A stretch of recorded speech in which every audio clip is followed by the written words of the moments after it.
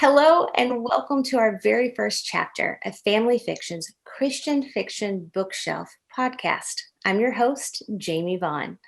This chapter of Christian Fiction Bookshelf podcast is sponsored by Revell, a division of Baker Publishing Group. And today's special guest is Laura Frantz, who just released a brand new book called Tidewater Bride. Hi, Laura, how are you? Oh, it's wonderful to see you today and meet with readers too, listeners.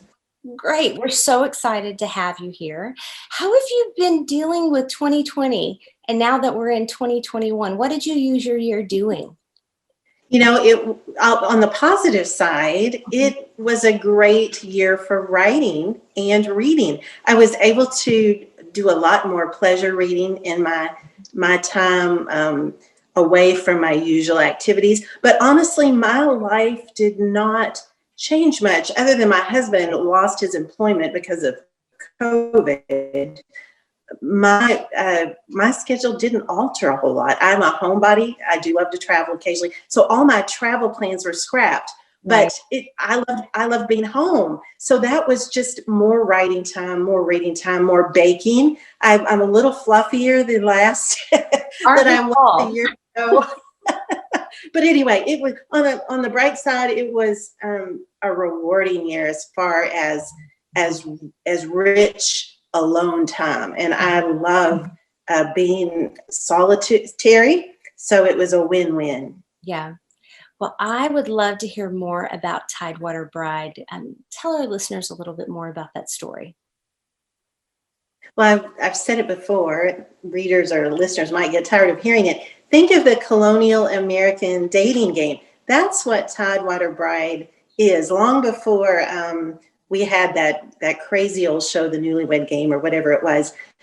In colonial days, there was such a thing as tobacco brides, and that was a venture that included kind of winning young women over in England to the idea of coming to a new land, which was Virginia, the New World, which required a lot of fortitude, a huge challenge for these tobacco brides. And basically, when they landed on Virginia soil, they were able to pick their choice of a bachelor and kind of do this courtship dance in the colonies. And that's kind of the essence of Tidewater Bride in a nutshell.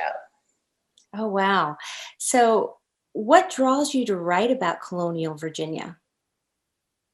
Good question. I haven't quite figured that out, even though I've written several books set there. My own ancestors came from Scotland and landed in Virginia many years ago. And their beginning was one of hardship and deprivation. But many of our ancestors, that's their story. Right. I've always been drawn to Virginia because at one time it incorporated Kentucky, where I was born and raised. And so I was reared on that wonderful history, a lot of it frontier history. You know, my own family came into Kentucky after Daniel Boone, who is one of my heroes. And so it just seems natural. I probably know more about Virginia history and Kentucky history than I do any other colony, so to speak. Mm-hmm. So it's kind of safe or fun for me to stay there. Yeah. Well, that's understandable. You know, we write and we do what inspires us. So if that's something that you latched onto, of course that would come out in your writing. Endless inspiration, because you have some of the major players there in, right. You know, at our country's founding. You have Patrick Henry and George Washington, George Rogers Clark. You know, they were Virginians, and it's just never-ending novel fodder. I will have passed away before I write all the books that I have in my head and heart. So it's, you know, the race is on to get as many done as I can. So what was your inspiration for Tidewater Bride? It really starts with the historical figure of Pocahontas.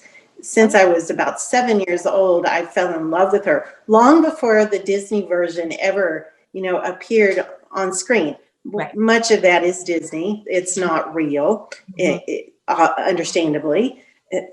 They drew, you know, certain elements from it, but she was truly the most remarkable woman. And I included her history in Tidewater Bride, not the history most of us learned, the sanitized or sugar-coated Pocahontas, but the Pocahontas of her people. I relied on oral history and written history from her own tribe to tell her story in Tidewater Bride.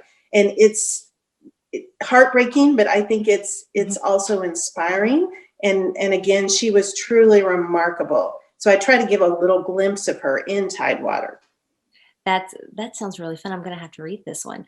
So Sayla Hopewell is your main character, and she has the task of finding suitors for all of these incoming tobacco brides. Can you tell me a little bit about the process? I mean, apparently tobacco brides are a real thing, but how did they really go about matching these women up with these men?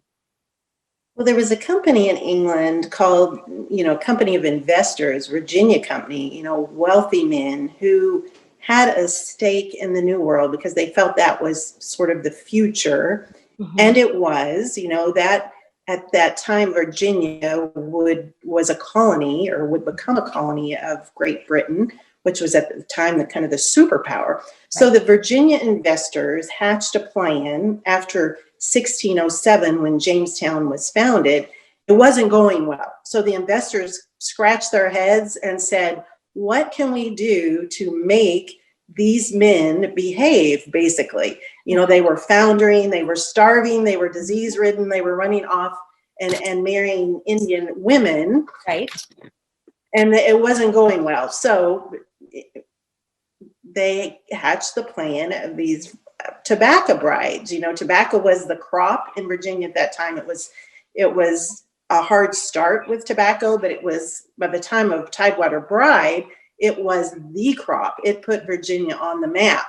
So anyway, the Tidewater Bride plot was to bring these women over. And who were these women? Sadly, we don't know much about them. We have their names in the historical record.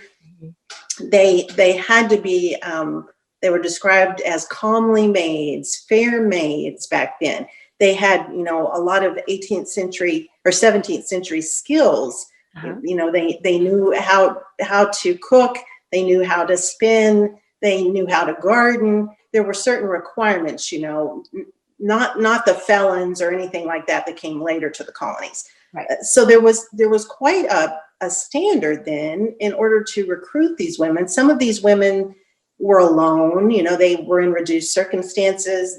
Some of them had no family. Some of them had family, but no marital prospects in the old country. So they decided to exchange that for the new land or the new world versus the old world. I think the hardest part of their history is that most of them died upon coming to the colony. We don't have a lot in the historical record about success. There were women that did make it, like my Sayla in the story, but she's fictitious. Most of them that arrived on Jamestown's shores didn't do well. There was a seasoning, as it was called, and they died of disease. We don't know about their marriages, but anyway, so it's fun to fictionalize that. And that's what I try to do in Tidewater Bride, give you a little bit of that history. And a lot of readers have said they've gone on and Googled it endlessly and learned more about it. And I even have some readers that have Jamestown ancestry, which makes the story come alive in a more real way. Mm-hmm. Now, your books have been applauded for being extremely historically accurate. What type of research goes into that for you? I always try to visit the historical site I'm writing about. Of course, it's not always necessary. Not everybody does that or feels that's important, but I always go there. I think my favorite historical site, other than Williamsburg, is Jamestown. Totally different vibe there, totally different feeling, much quieter in Jamestown. You actually kind of feel that heartbreaking history there, but also that hope. That became probably the leading colony at one point, as far as our bid for independence and and all those historical heroes that were born and bred there. But I just use a lot of documents from that time period. I go over letters. I try to absorb the language so that I can use that in the book. I study what was happening in history, what was hot historic, culturally, fashion. I immerse myself in that as much as I can before I write a word, because I have to kind of have the full circle of events and what was really going on before you're able to pin or write down anything. Hope that answers your question. It did very much so. Was there anything that came up that was a surprise in your research? The challenge for me with Tidewater Bride was the Indian history. I'm always partial to the Native Americans because when you research and study, and I have an Indian background, Cherokee, but the Powhatan Nation that existed at that time in Virginia and around that area was one of the most fascinating but formidable to research. There were many, many tribes. It's even hard to articulate now, but that was the challenge for me. And that was the most fascinating thing about Tidewater Bride, because those Indians were we had so much to learn from them, and they basically saved our bacon because they gave us corn and other things that enabled us to survive when we came to Jamestown. So they are really the heroes in this story, though they've been undermined by history and our treatment of them. But the Powhatans, I give a big shout out to them, because just amazing, amazing men and women in that Indian tribe nation. So tell me a little bit more about your main character, Sayla Hope. I would love to know the inspiration, where she came from in your mind, in your hearts, and what made you want to write about her. Well, God is so creative. It's amazing when you look. I've written, I think, 12, 13 books now. Not very many. I know I have friends that have written 100 books, but it's more than I've It's written. Amazing. Yeah. Well, you're good at what you're doing. Keep going. I think the inspiration, to me, every story is unique. All the characters are unique. And it's funny because my first readers of Tidewater Bride told me, Sayla is your wittiest heroine. And I never really even thought about it when I was writing her. And she is witty. She says and does some pretty clever things in the novel.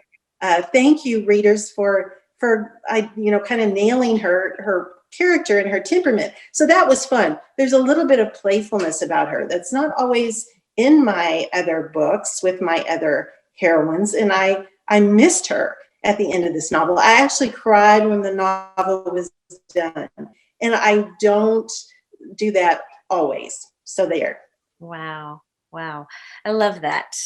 I feel like something that, lived inside of you, and then that chapter was finished. That's amazing. Do you have a favorite character in the book? Oh, yes. Easily, hands down. It's always the children. I try to incorporate babies. I love babies and children in my books. I wish I had been a mother of 10 and not 2.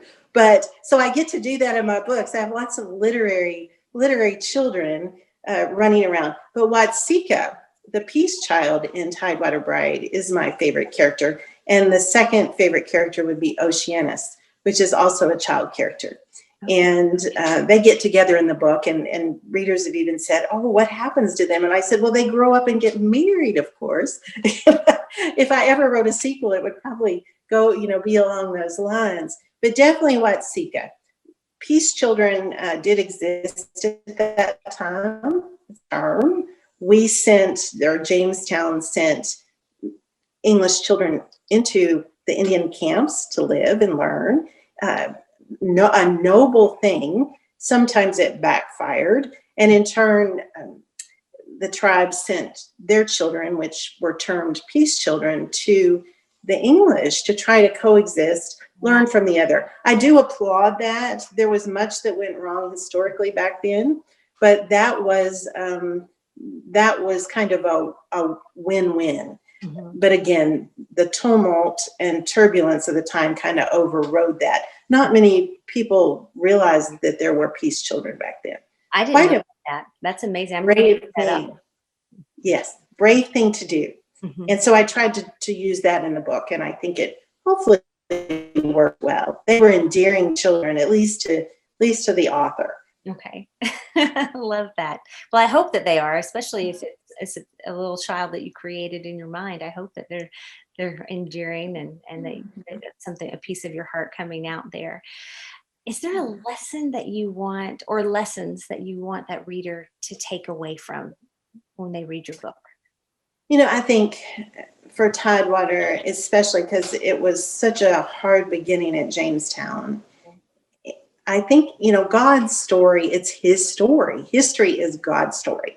So in Tidewater Bride and all my books, I hope readers see that Mhm. no matter how hard life gets, God is there. It's still his story. He hasn't thrown down the pen. He hasn't walked off stage and, tossed the manuscript in the drawer. He's still working on your story. I don't care how hard it is, how bleak it is, how hopeless you feel. There's always hope. He's always up to something. It's been true of my own life. It's true of my characters' lives.